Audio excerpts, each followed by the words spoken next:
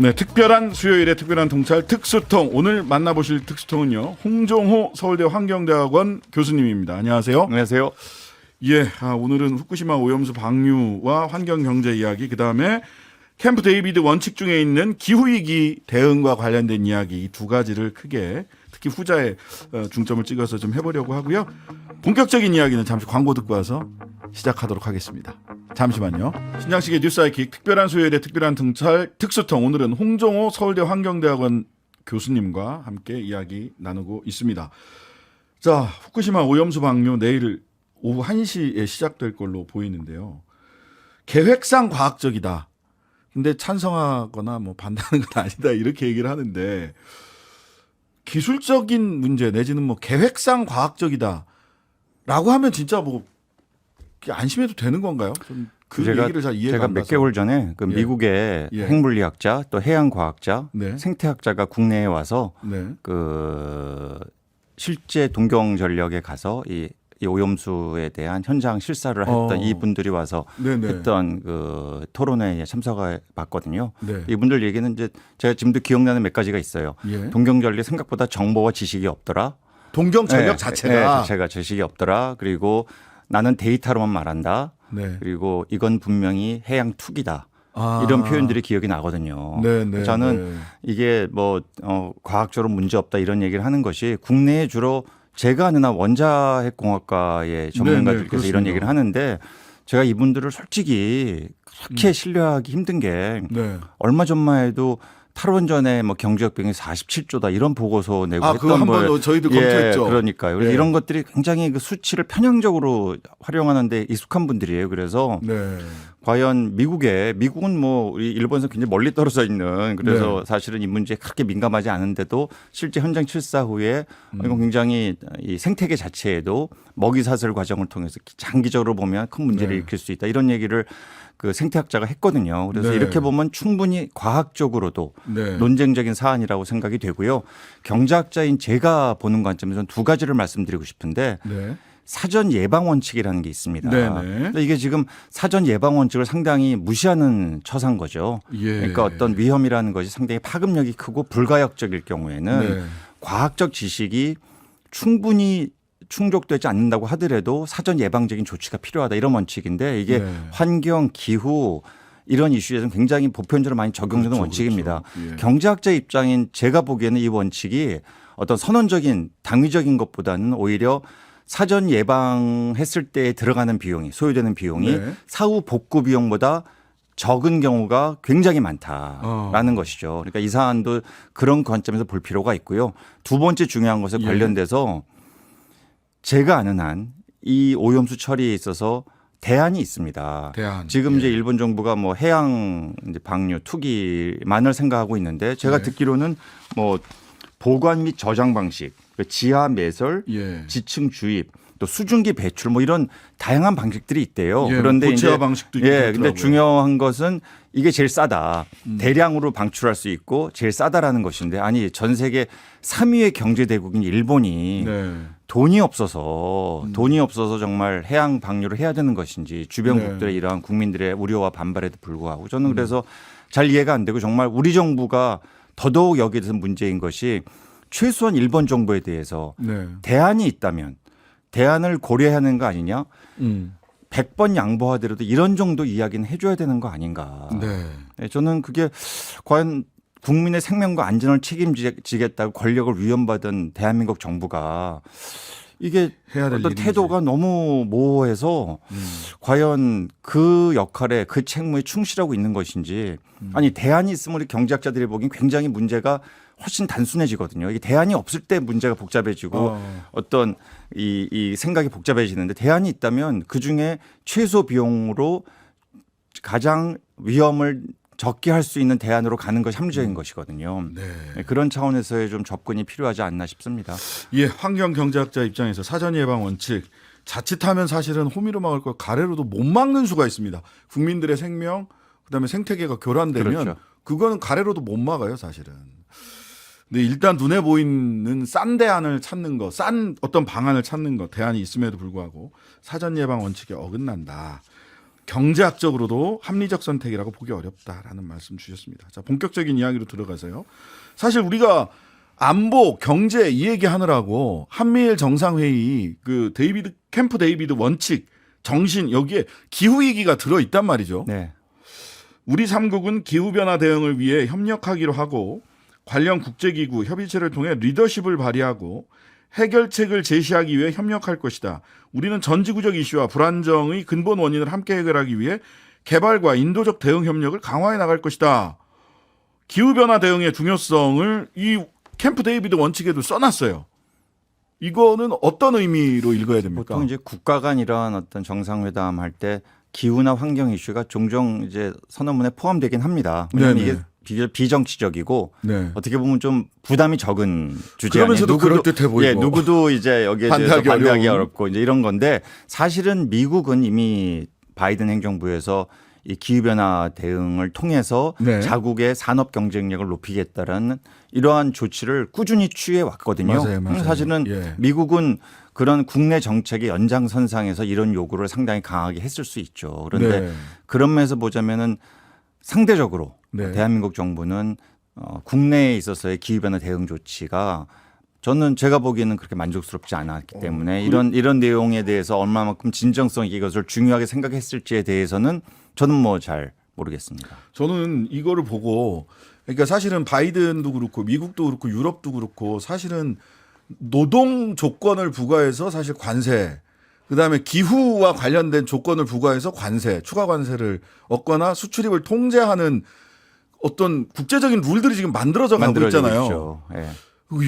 이거 미국은 쓱 끼워 넣었지만 나중에 소위 우리나라 수출입에도 발목을 잡는 근거 중에 하나가 되지 않을까라는 걱정이 딱 들더라고요. 지금 말씀하신 게 이제 탄소 국경 조정 제도 예. 올 10월부터 시범 사업 들어가거든요. 유럽에서. 예. 예. 사실은 그거 돼서 이 분위기가 글로 가면 저는 미국도 바로 여기에 동참할 것으로 왜냐하면 이미 벌써 관련 법안이 의회에 계류 중이거든요. 예. 그래서 그런 것을 다 이해하고 네. 한국 정부가 우리나라의 정치도 자각을 다 이해하고 이 내용이 주는 앞으로 경제적인 파급력에 대한 충분한 사정 고려와 이해가 있는지는 지금까지의 정부의 행적으로 봤을 때는 잘 모르겠다. 예, 그냥 좋은 말이니까 그냥 사인하고 온 거 아닌가라는 걱정이 저는 들더라고요. 이걸 보면서. 그래서 왜 이런 이야기를 하냐면 우리 정부 측에서 얼마나 진지하게 기후변화, 기후위기를 극복하기 위해서 진지한 노력을 하고 있느냐. 여기에 대해서 사실은 의문을 갖게 되는 거거든요. 네. 제가 두 가지를 말씀드리고 네네. 싶은데요. 어쨌든 이제 2030년까지 2018년 대비 탄소 배출량을 40% 감축하겠다라는 것이 우리가 국제사회에 대한민국 정부가 공언한 목표고요. 그렇죠. 예. 그런데 이제 현 정부 들어서 그 중에서 산업 부문에 있어서의 감축 그 목표를 14.5에서 11.4%로 이제 한 4% 포인트 내렸습니다. 네. 오히려 이제 다른 부분에서의 부담은 더 늘리면서 그러니까 이런 것이 저는 굉장히 현 정부가 기후변화 대응에 있어서 어떤 진정성과 또 국내 정책에 있어서의 일관성 있는 모습으로 가져가고 있는지에 대한 조금 의구심이 있고요. 두 번째는 이제 재생에너지 발전 비중인데요. 네. 이게 이제 굉장히 중요한 거죠. 왜냐하면 기후변화 대응 정책에서 가장 적극적인 탄소 완화 배출 완화 정책은 재생에너지 확대 정책입니다. 네. 여기에 있어서 뭐 우리 청취자들 다 아시겠지만 대한민국이 OECD 38개국 중에 압도적인 재생에너지 발전 비중 꼴찌 국가거든요. 네, 그리고 네, 맞습니다. 개선 조짐이 전혀 없고요. 네. 특히 2021년에서 2022년 예. 현 정부 첫 해죠. 예. 그 1년 사이에 IEA라는 국제에너지기구의 발표에 따르면 전혀 비중이 증가하지 않았습니다. 예. 그 1년 동안. 이런 것들이 이런 두 가지 지표를 봤을 때 과연 현 정부의 기후변화 대응 정책이 국내 정책으로 구체화되고 있는가에 대해서는 뭐 좋은 점수를 주기는 힘들지 않나 싶습니다. 그러니까 탄소 저감 목표 도 이렇게 굉장히 완화시켜 버렸고 특히나 기업의 특히 산업계. 산업 예.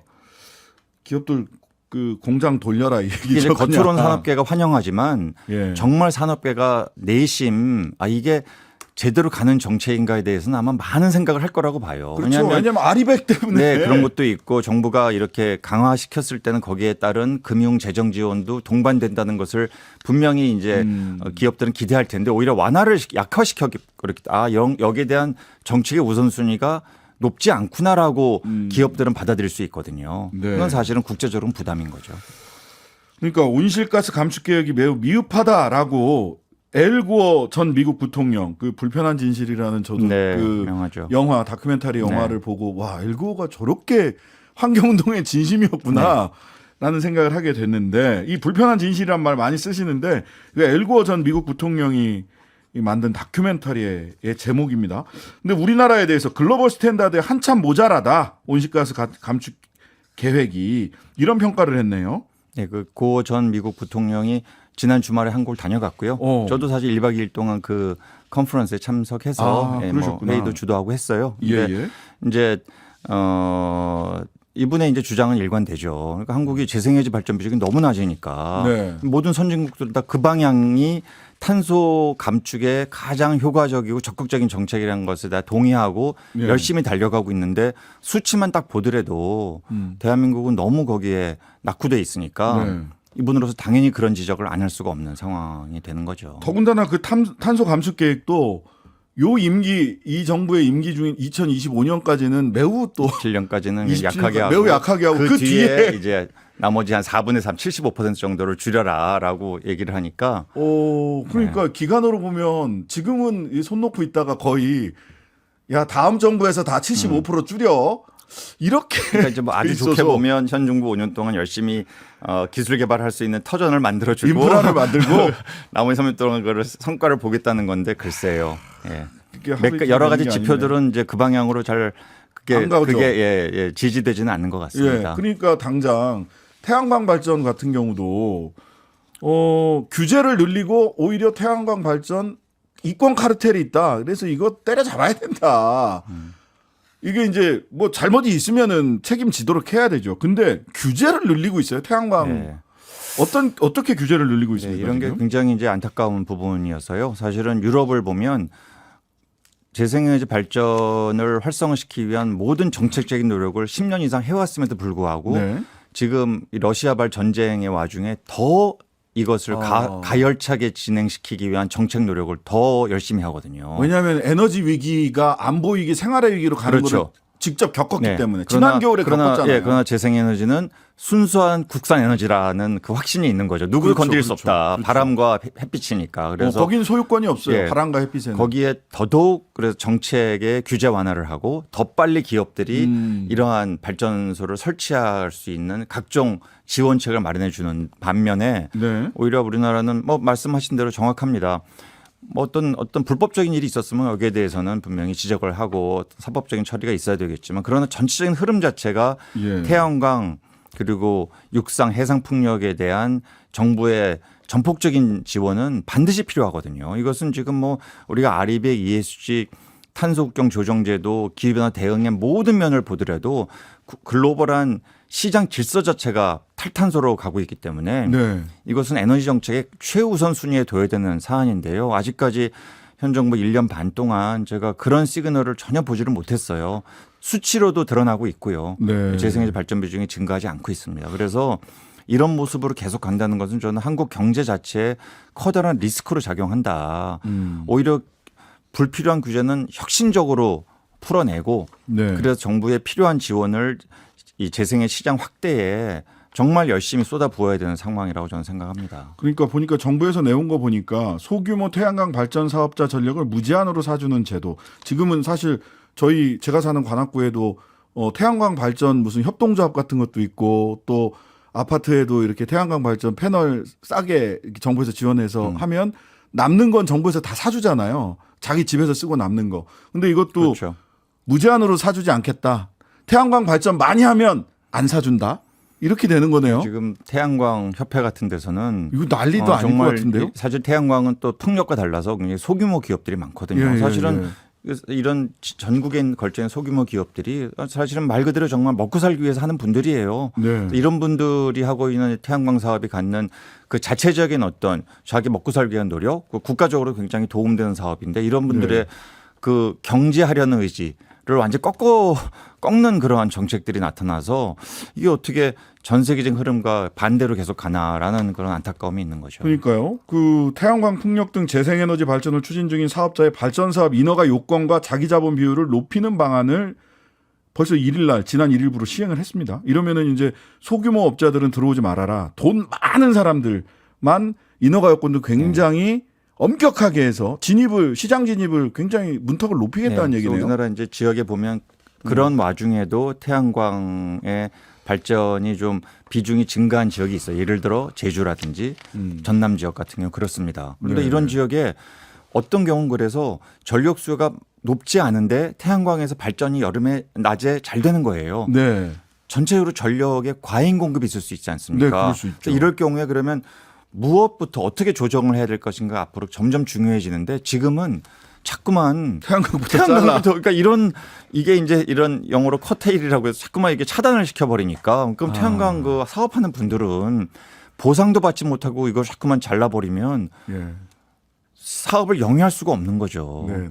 아니 다른 나라는 이런 문제를 계속 해결해 가면서 재생에너지를 꾸준히 늘리고 있거든요. 아니 네. 굉장히 빠르게 늘리고 있는 거죠. 근데 자꾸만 네. 우리는 태양광 때문에 오히려 전력 수급의 안정성이 깨진다 이런 식의 반응들이 나오니까 완전히 국제사회 흐름과는 반대로 거꾸로 가는 가네요. 이런 일부 언론들의 또 보도들도 있어요. 그래서 너무 안타까운 거죠. 석탄 발전이나 원자력 발전 줄이시면 되잖아요. 태양광 더 늘리고. 근데 올라가는 거는 위에서 쳐내는 건 태양광부터.